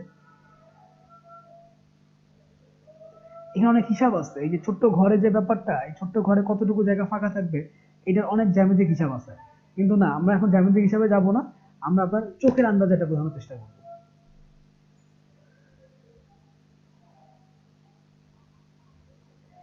দেখেন এই যে আমরা এই যে ঘরটা নেই, সেটা কিন্তু অনেকটা ক্যালকুলেশন,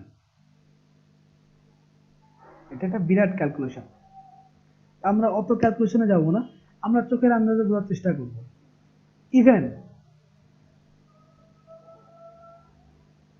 এটা রুলস অফ থার্ডে করা বিখ্যাত চিত্র, কিন্তু Mona Lisa rules of third, golden ratio দিয়ে করা মোনালিসা।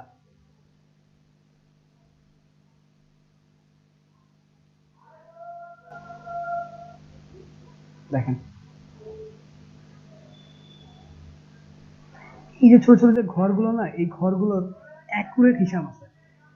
গোল্ডেন রেশিওটা আপনার খুব বেশি ইউজ করা হয় কোনো নামি দামি কোম্পানির লোগো তৈরি করার ক্ষেত্রে। লোগো শুধু তৈরি করে দিলেই হবে না, লোগোর গাইডলাইন দিতে হয়, যে আমার এই লোগো কতটুকু আকৃতি আছে, এখানে কত সেন্টিমিটার সেখানে বাড়ছে, ওইখানে সে কত সেন্টিমিটার শেরিফ ফন্ট ইউজ করছে।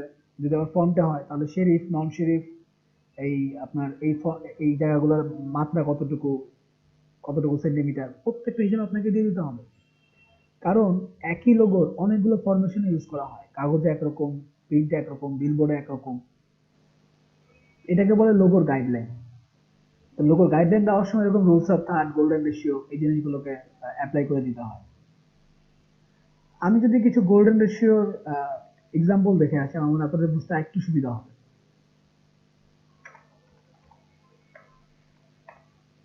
আমি কিন্তু দেখেন গোল্ডেন রেশিও নিয়ে খুব বেশি কিছু বলতে যাইনি, খুবই অল্পে সেরেছি, কারণ আমি জানি এটা অনেক ডিপলি একটা জিনিস। শুধুমাত্র এটা আপনাদের ধারণা দিচ্ছি, যে কিছু ডিজাইন দেখে যাতে আপনারা বুঝতে পারেন যে না এটা গোল্ডেন রেশিও ডিজাইন। দেখেন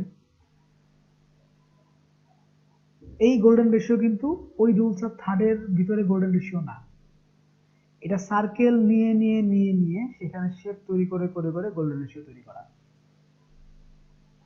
টার্টেল তৈরি করছে একটা, তার turtle.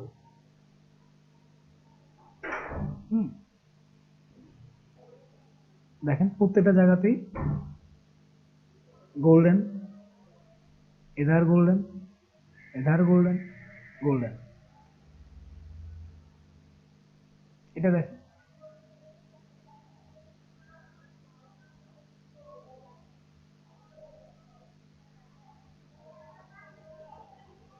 Flat design, golden ratio.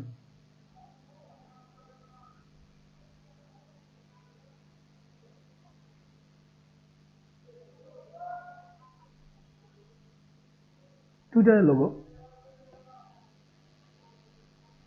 Golden ratio.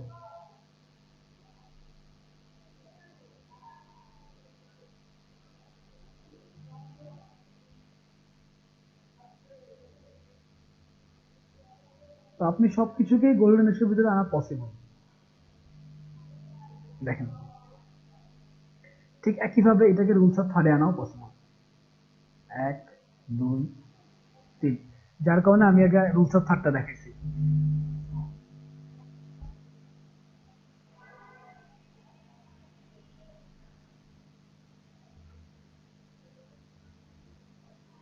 The flower,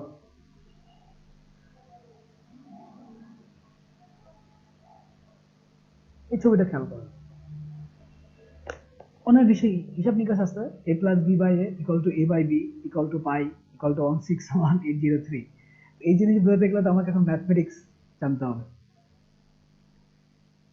এগুলো ডিজাইনের পড়াশোনা, আমি শুধু আপনার ধারণা দিচ্ছি একটু, যে আপনাদের মাথায় থাকলো গোল্ডেন রেশিও, যাতে আপনারা কোন ডিজাইন দেখে বলতে পারেন যে ভাই এটা গোল্ডেন রেশিও দিয়ে করা, কিন্তু আমি গোল্ডেন রেশিও অতটা বুঝি না। আমি আমি যেমন স্বীকার করি যে ভাই আমি গোল্ডেন রেশিও কিন্তু এখনো কাঁচা। কাঁচা বলতে কি একদম মানে অঙ্কুরে বলতে পারেন।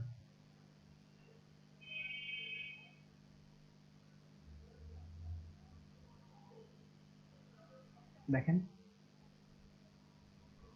প্রচুর হিসাব নিকেশ আছে এখানে। এই রাউন্ড শেপ কতটুকু থাকবে, এটা কতটুকু থাকবে।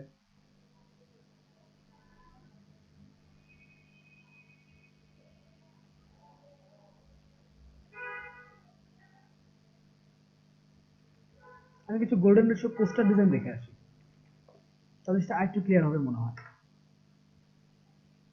আপনারা কোনো কোশ্চেন করেন না, কোনো কথাও বলেন না, শুধু চুপ হয়ে যান। বলেন তো কেন? মানে খুব গভীর মনোযোগ দিয়ে শুনছেন? হ্যাঁ ভাই। ওকে, বোঝার চেষ্টা করছি গোল্ডেন রেশিওটা ভাই, কারণ এটা তো ম্যাথের একদম একটা ম্যাথেরই একটা পার্ট গোল্ডেন রেশিও। হ্যাঁ একদম একদম বলতে পারেন আপনি। দেখেন ডিসকভার ইওর ড্রিম পিয়ানো, আপনি কিন্তু এটাকে কোনোভাবে রুলস অফ থার্ডে নিয়ে আসতে পারবেন না। 1 2 আনতে পারবেন, হ্যাঁ, যে আমি ওই সাবজেক্ট পোর্শনে বসাইছি, কিন্তু মেইন যে জায়গাটা দেখেন, আপনারা এই গোল্ডেন রেশিওটা করতে হবে আমি জানি, এটা আপনার দ্বারা করা পসিবল। এই যে এই শেপটাকে ঘুরিয়ে নিয়ে আসা, এই শেপটাকে ঘুরিয়ে নেওয়া, বা এই পাশ থেকে ঘুরিয়ে নেওয়া, এই জন্যই আমি এইটার ভিতরে সীমাবদ্ধ আছি। আমি কিন্তু সার্কেল সার্কেল সার্কেল ওইটার ভিতরে নাই, এটা অনেক জটিল কাজ।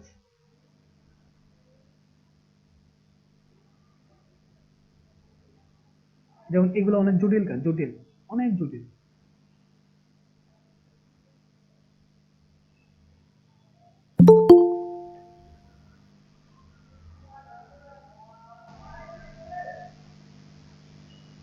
দেখেন এটা, এখানে একটা গোল্ডেন রেশিও ফলো করে একটা প্রসেস তৈরি করা হয়েছে এই সাবজেক্টের ভিতরে। দেখেন সে নিচ থেকে উঠছে, মেনটেন করে এসে এইখানে থামছে, এবং এইখানেই দেখেন the golden ratio dragonfly, dragonfly নামটা কিন্তু এটার ভিতরেই আছে।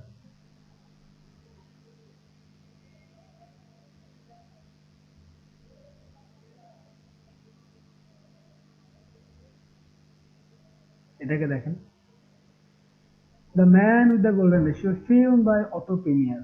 গোল্ডেন রেশিওটা ফিল্মই হয়েছে মনে হয়, এই man with the golden ratio. দেখেন এই হাতটাকে, হাতের সাবজেক্ট গুলাকে, এই ছবিটুকুকে সে কিন্তু এখানে কিন্তু পুরো সাইজটা কিন্তু আপনার গোল্ডেন রেশিওর ভিতরে না,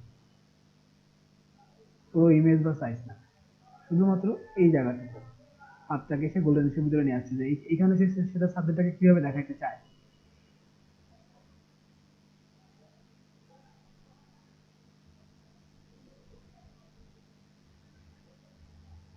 আচ্ছা, আপনারা সবাই মনে হয় এই মুভিটা দেখছেন। এটাকে আপনি রুলস অফ থার্ডেও ভাঙতে পারবেন, গোল্ডেন রেশিওতেও ভাঙতে পারবেন। কিরকম? আপনি 3 ভাগ করেন, 1, 2,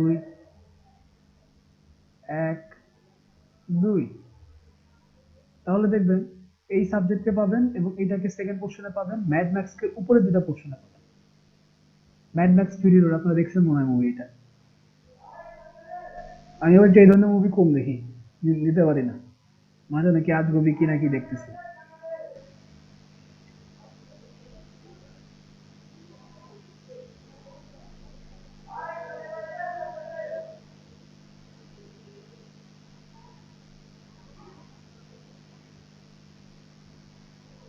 দ্য শ্রেক, খুবই বিখ্যাত একটা মুভি, শ্রেক 2 দেখেন।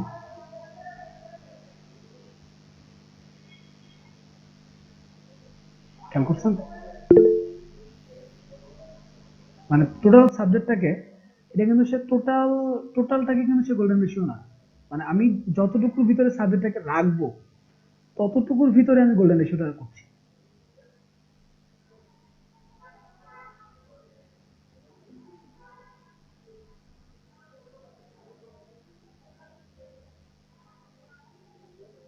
হুম,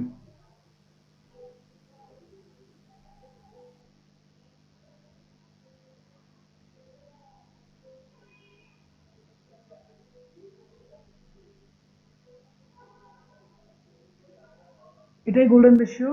এতটুকুই গোল্ডেন রেশিও সম্বন্ধে আমি বলবো, আর বেশি কিছু বলবো না, বেশি কিছু বললে আপনারা গুলিয়ে ফেলবেন। তবে আমার মনে হয় যে রুলস অফ থার্ডটা আপনাদের বুঝতে আর বাকি নেই।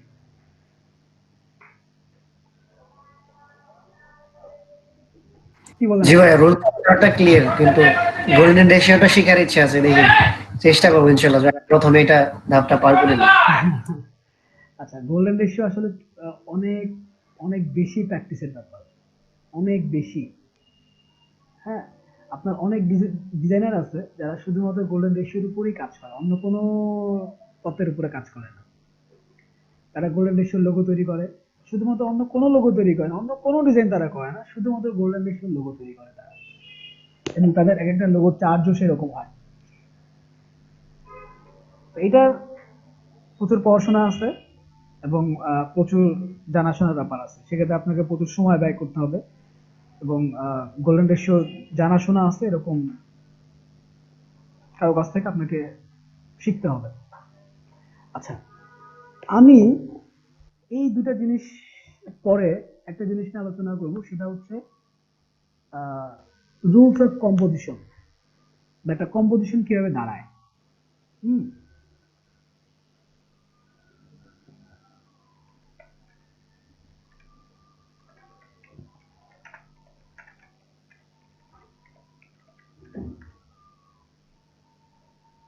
আপনারা বিরক্ত হচ্ছেন যে ভাইয়া আমাদের ফটোশপে যায় না, ইলাস্ট্রেটরে এখনো যাচ্ছে না, এগুলা কি কি যেন বলতেছে।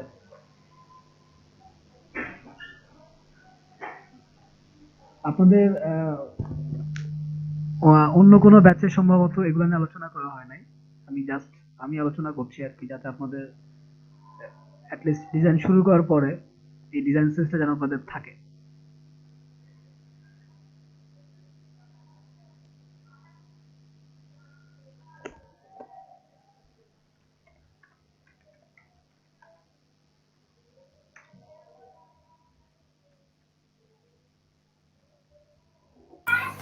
ভাই আমাদের কিন্তু একটা চাওয়া ছিল আপনার কাছে, কি চাও বলেন তো? যে ভিডিওটা, কারণ দেখা গেছে যে আজকে যেমন আমি 1 ঘন্টা লেট করে আসছি উইন্ডোজের প্রবলেমের কারণে, না, তো এইভাবে একটু একটু কালকে আমি প্রবলেম কালকে থাকে। আমি কালকে আমি মানে মারা গিয়েছি তাড়াতাড়ি। আচ্ছা যাই হোক, আজকেরটা একটু, কারণ কালকে আমি 9টার দিকে আপনাদের মারা গেছি। এখন দেখেন, আপনাদের থেকে আপনাদের ক্লাস ওয়েব, শুরু হয় মাত্র 10 মিনিট আগে স্বয়ং বিধাতা হ্যাঁ, আমার ঘুম ভাঙায় দিছে, নাহলে আজকে বিপদ হয়ে যেত। মানে আপনাদের ওয়েব ডেভেলপমেন্টের যে ক্লাসগুলো হয় কোর্স, হুম। তাদেরটাও রেগুলার আপডেট পাওয়া যায় ইউটিউবে প্লাস গ্রুপে। না, আপনাদের ভিডিওগুলো তো ইউটিউবে আপলোড হচ্ছে। জি, আজকে একটা হচ্ছে। আচ্ছা, ওকে, ঠিক আছে। এই 8টা জিনিস আমি একটু বোঝাবো, সেটা হচ্ছে unity, balance, movement, rhythm, focus, contrast, pattern and proportion. এর ভিতরে দু একটা জিনিস মনে হয় আপনাদের এর আগের গুলো বইতে যে চলে আসছে। এখানে কি কি দেওয়া আছে? Unity, movement, rhythm, pattern, contrast, focus. আচ্ছা,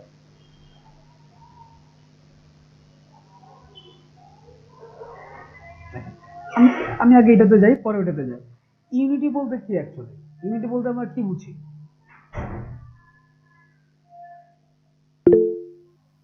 ইউনিটির মানে কি? একীকরণ বা একতা আর কি। একতা বা যুক্তকরণ।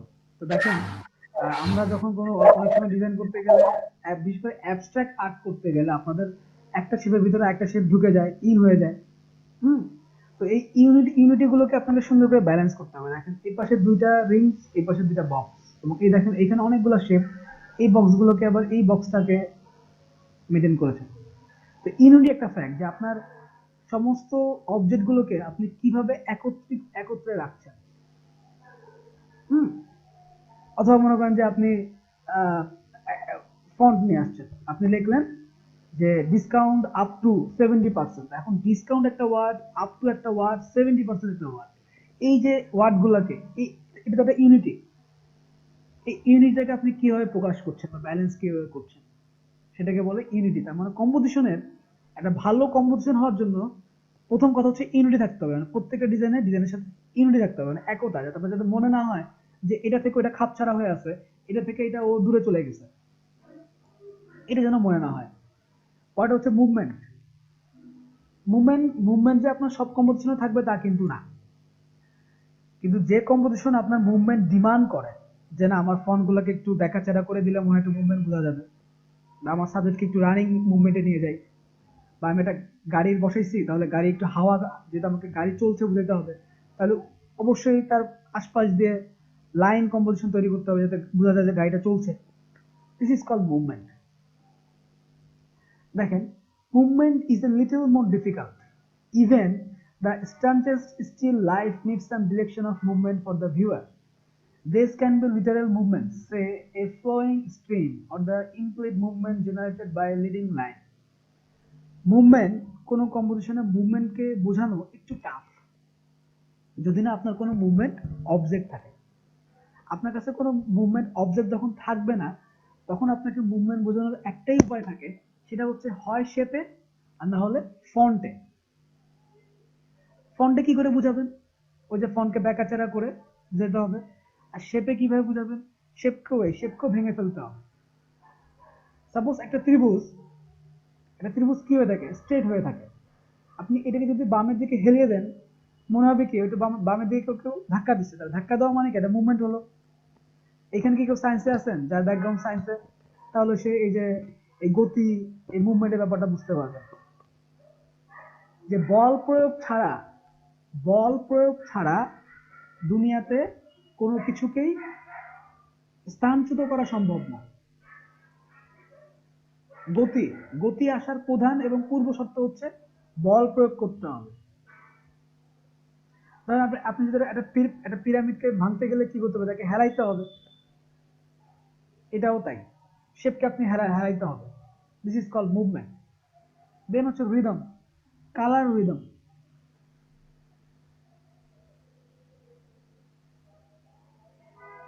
রিদমকে কি করে মেনটেন করা যায়?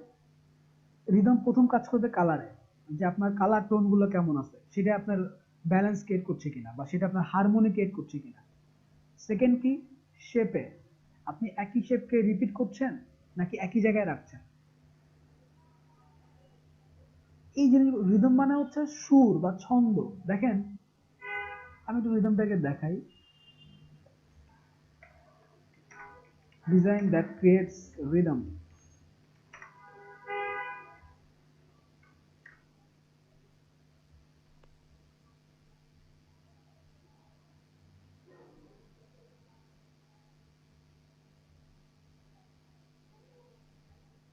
দেখেন, ও একটা শেপকে রিপিট করছে। কালার রিদম, কালারের রিদম আছে। এখানে সে কালার আস্তে আস্তে ঘন থেকে লাইট কালারের দিকে চলে গেছে। দেখি এটা রিদম দেয়ার আপনার চোখে কিন্তু অসামঞ্জস্য লাগছে না। আমি যদি আরো একটু রিদম রিদম দেখেন, মাল্টি লাইন্স ইউজ করা হয়েছে। প্যাটার্ন, এটা হচ্ছে প্যাটার্ন রিদম, মানে একই লাইন বারবার ইউজ করা হয়েছে। এবং দেখেন কালারের দুইটা কালার ইউজ করা হয়েছে। এবং they create a rhythm here, rhythmic মানে সুর বা ছন্দ, মানে হচ্ছে একই মিউজিকে কি হয়, চার চার চার চার চার করে মিউজিক যদি আগায় বা ছয় ছয় ছয় ছয় ঘর করে যদি মিউজিক আগায়, তাহলে প্রতি 12 ঘর বা প্রতি 6 ঘর পরে আগের মিউজিকের টোনটা ফিরে আসে, তাই না? এটাও তাই। দেখেন এটার পর একটা গ্যাপ, আবার এখানে সেম গ্যাপ, দেন আবার সে ফিরে আসতেছে।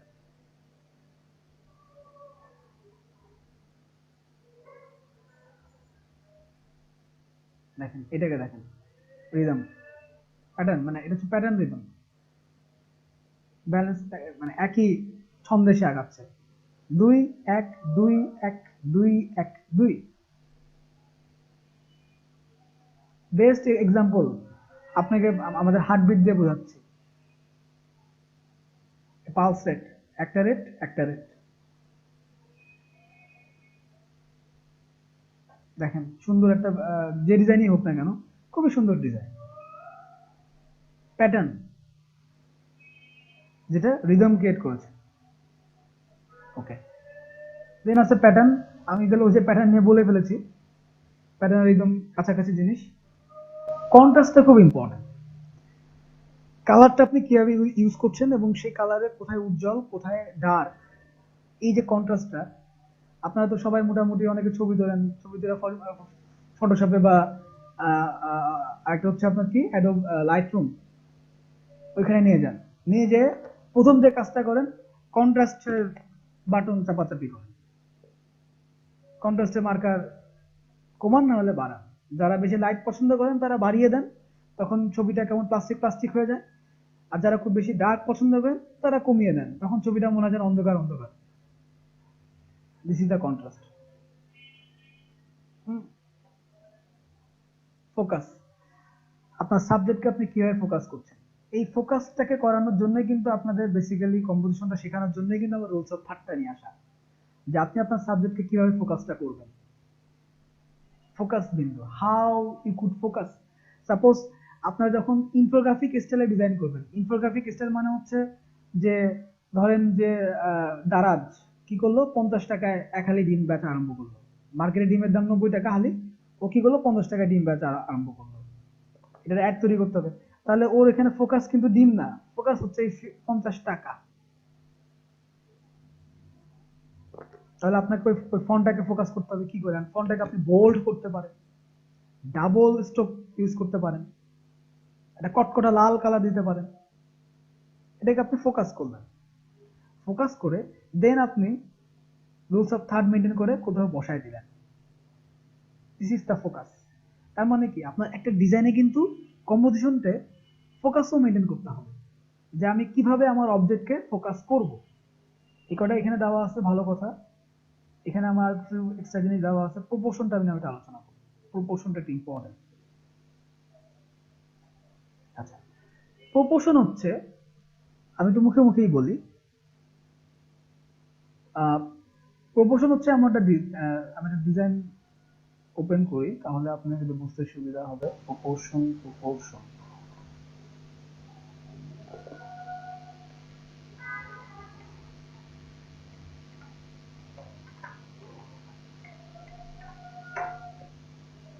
আমি একটা ইনফোগ্রাফিক ডিজাইন বা নিউমেরিক ডিজাইন ওপেন করি।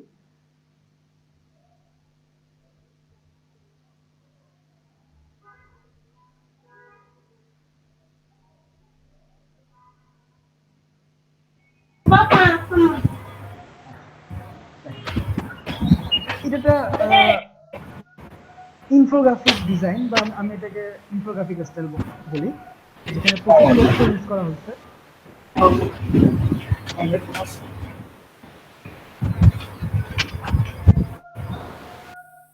যেখানে প্রচুর ইনফরমেশন ইউজ করা হচ্ছে, খেয়াল করেন প্রচুর ইনফরমেশন। প্রত্যেকটা সাইজ কি একই রকম?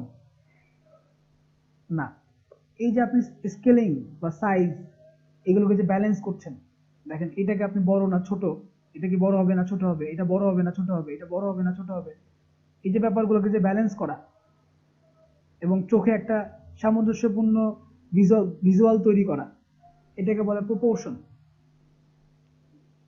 মানে আপনার অবজেক্টগুলোকে আপনি কতটুকু স্কেলিং করে রাখছেন, একটার সাপেক্ষে আরেকটা কতটুকু বড় বা ছোট হতে পারে। এক্সাম্পল দিয়ে বুঝাই, ধরেন আপনি একটা ছবি ক্রিয়েট করলেন, ধরেন একটা একটা একটা বট গাছের নিচে একটা মানুষ সাইকেল চালিয়ে যাচ্ছে। এখন হলো কি, যে বট গাছের যে ডাল আর যে মানুষের সাইকেল চালিয়ে যাচ্ছে সেটা একদম মাথার সাথে বট গাছ লেগে যাচ্ছে ছবির ভিতরে। তাহলে এই জিনিসটা অসামঞ্জস্য হলো না, যে বট গাছের ডালের সাথে কি কখনো মানুষের মাথা লাগা পসিবল সাইকেল চালানো অবস্থায়? তাহলে কি হয়ে যাচ্ছে, বট গাছ এবং মানুষের প্রপোর্শন নষ্ট হয়ে যাচ্ছে। এটাই হচ্ছে প্রপোর্শন। যে ধরেন আমি এখানে দাঁড়ায় আছি, আপনি দাঁড়ায় থাকবেন দূরে, তাহলে আমার সাপেক্ষে আপনাকে আরো ছোট হইতে হবে দূরত্ব বোঝানোর জন্য। আপনি কি করলেন, আপনাকে বোঝাতে হবে দূরত্ব, আপনি তারপরে দুটো মানুষকে একই সাইজে রেখে দিলেন, প্রপোর্শন মিস ব্যালেন্স হলো। আবার একটা সাইকেলের পাশে আপনি ধরেন আমরা অনেক সময় কি করি, সাইকেলের হ্যান্ডেলের উপরে ওই যে চরকা ঘোরে না, কাগজের চরকা ঘুরে ওটা লাগাই দিই, কিন্তু দিই না। আপনি কি বলেন, সাইকেলের যে হ্যান্ডেলের যেটা আছে ওটা অনেক বড় করে দিলেন, আর সাইকেলের হ্যান্ডেলও যে সাইজে, আপনার ওই সামনের ঘোড়াটা ওইটাও একই সাইজে, তাহলে প্রপোর্শন নষ্ট হলো, অ্যাকচুয়াল সাইজ নষ্ট হলো।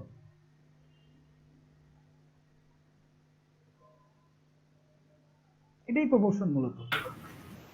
মোট কথা ভাইয়া সামঞ্জস্যতা বজায় রাখা নাকি? সামঞ্জস্যতা বজায় রাখে। সাপোজ এখন একটা ডিঙি নৌকা একটা বিরাট জাহাজের পাশে তো ছোটই হবে, তাকে তো আপনি বড় করে দেখাতে পারবেন না। জি জি। সম্ভব এটা বড় করে দেখানো? জি না। সম্ভব না। আচ্ছা, তো আমার মনে হয় আমি মোটামুটি আপনাদের এই জায়গাগুলা বুঝাই ফেলছি। ডিজাইনের যে আমি লাস্ট একটা ক্লাস নিব, সেটা হচ্ছে কালার। কালকে কালার নিয়ে ক্লাস নিব, দেন তারপরে আমি আর কোনো আপনাদের এই মাথা ব্যথার কারণ হব না, কারণ আমি জানি লেকচার শুনতে সবারই বোরিং লাগে। আমি এটা আমার সাথেই এইটুকু আপনাদেরকে বুঝিয়ে নিলাম আর কি, যে যেহেতু আপনারাই ডিজাইন করবেন, ডিজাইন আপনাদেরই করতে হবে, তো আমি একটু বেসিক দিয়ে দিলাম। ভাই আমাদের নতুন ভাই ভালোই লাগতেছে, কারণ আমরা কিছু শিখতে পারতেছি। এগুলা বেসিক নলেজ না থাকলে ভাই ডিজাইন করতে কষ্ট হয়ে পড়ে। আমাদের মতো নতুনদের জন্য ভালোই। আচ্ছা, যাক, ভরসা পেলাম। হ্যাঁ অবশ্যই, তো কালকে আমি তাহলে তো কালার থিওরি নিয়ে বেসিক না আলোচনা শিখলে তো করব। পারা যাবে না। হ্যাঁ, কালারটা বোঝানো হয়ে গেলে, মানে আমার দুশ্চিন্তা হচ্ছে কালার নিয়ে, বুঝছেন? কারণ নতুন যারা ডিজাইন করতে যান তাদের সবারই কালার নিয়ে ভুগতে হয়, রং রং করা নিয়ে ভুগতে হয়, যে কোথায় কোন জায়গায় কিভাবে রং দিব, কেন এখানে নীল দিলাম, কেন এখানে ব্লু দিলাম, কেন এখানে খয়েরি দিলাম, কেন এখানে ব্ল্যাক দিলাম। আবার কালারের ফিলোসফি আছে, যে একটা কালার একটা জিনিস মেনটেন করে। তো এই জিনিসগুলো আপনাদের লোগো বলেন, পোস্টার বলেন, যে ডিজাইনই করেন না কেন, এই কালার থিওরি আপনাদেরকে মাথায় রেখে চলতে হবে। তো যার কারণে আমি কালকে ক্লাস শুরু করবো কালার থিওরি দিয়ে, ঠিক আছে? তো আচ্ছা ভাই, জি রাজ ভাই, ভাই আমাদের ওই কোন ইউটিউবে ভিডিওগুলো আপলোড করা হয়? আচ্ছা, ভিডিওগুলো আমি লিংক দিয়ে দিব আজকে। আচ্ছা, থ্যাংক ইউ ভাই। ইউটিউবে ভিডিও বলতে কি, আপনার ওইখানে ওইটা হচ্ছে, ধরেন ইউটিউবে ভিডিও অনেকদিন পর পর আপলোড করা যায়, 5 দিন 6 দিন 7 দিন পরে, কারণ ওইটা হচ্ছে মেইনলি আমাদের ভিডিওগুলোকে সংরক্ষণ করার জায়গা ফর দ্য আইসিডি সেক্টর। কিন্তু আমি প্রতিদিনের ক্লাস আপনাদের গ্রুপে দিয়ে দিব, ছোট ছোট চুম্বক অংশ, ধরেন আমি ইলাস্ট্রেটর শেখাচ্ছি, ওইটা ইম্পর্টেন্ট, আমি ওইটা দিয়ে দিলাম। বা ধরেন আজকে আমি আপনাদেরকে কি করে ফাইবারে অ্যাকাউন্ট করা যায় সেটা শেখাচ্ছি, আমি ওইটা গ্রুপে দিয়ে দিলাম, ঠিক আছে? তো ভাই কালকে আমি একটু ঘুমাই গেছিলাম বলে কি আপনারা বারবার আমাকে ভিডিওর কথা মনে করে দিবেন?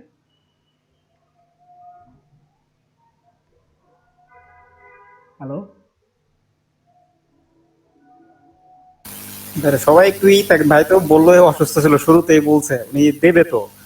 আচ্ছা না, ইটস ওকে, ইটস ওকে। এটা না, আমি just I am just kidding with you. হ্যাঁ, ভিডিওটা আজকেই পাবলিশ হয়ে যাবে, ক্লাস করার পর পরই পাবলিশ হয়ে যাবে, টেনশন নিয়েন না। হ্যাঁ, ওকে। আর কালার থিওরি যে ক্লাসটা হবে কালকে, ওই ক্লাসের ভিডিওটা আমি আপনাদের গ্রুপে অ্যানাউন্সমেন্টে দিয়ে দিব একদম শুরুতেই, কারণ কালার থিওরি খুব ইম্পর্টেন্ট জিনিস।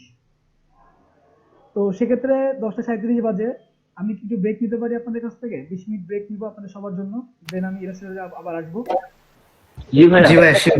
ওকে ভাই, ঠিক আছে। ওকে।